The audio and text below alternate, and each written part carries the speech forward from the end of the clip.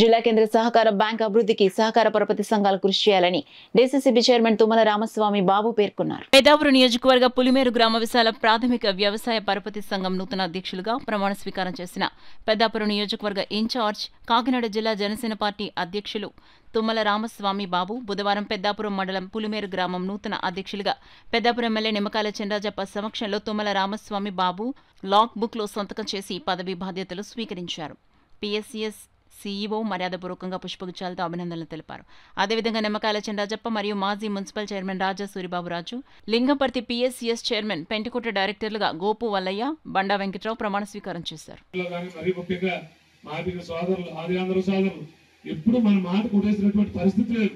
మరి ముఖ్యంగా గవర్నపేటలో, తూర్పుపేటలో ఎక్కడైనా కూడా మరి మనం ఒక మాట చెప్తే ఆ మాటకే మరి అందరూ కట్టుబడి ఉన్నారు.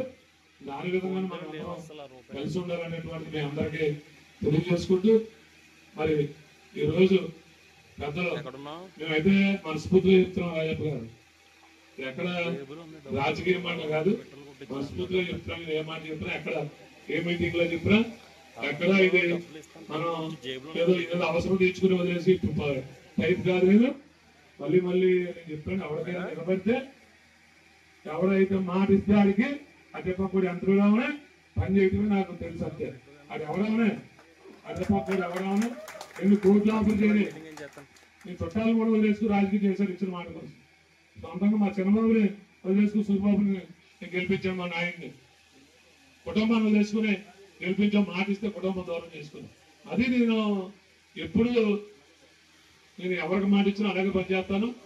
ఒకసారి పెద్దలు భాస్కర్ రామారావు గారు కూడా అడిగారు, బాబు నువ్వు గట్టిగా పని చేస్తావు అంటారు. ఇక మీరు చేసినప్పుడు కూడా అలా చేసామండి. మాట్లాడే వాళ్ళు మీరు అడగకూడదు.